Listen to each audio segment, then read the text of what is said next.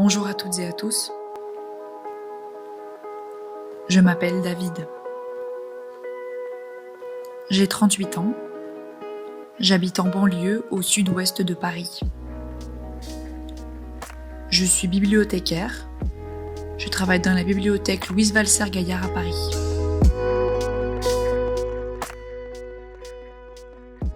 Pour moi, qu'est-ce que le manque d'accessibilité ?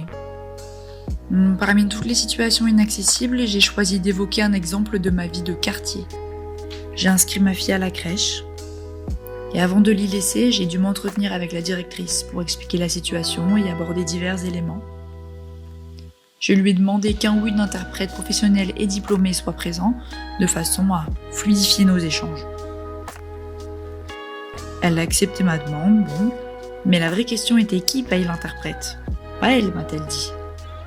Il y a bien une loi, mais elle ne mentionne pas qui doit payer.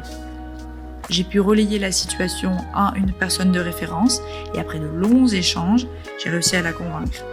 Mais ça n'a pas été facile. Je n'y suis pas arrivée dans toutes les situations et parfois j'ai dû payer de ma poche. Finalement, notre discussion s'est bien passée. Mais quand je mettrai ma fille à l'école, je vais devoir à nouveau passer par des explications infinies, repasser par un référent à convaincre. C'est fatigant d'avoir à gérer tout ça.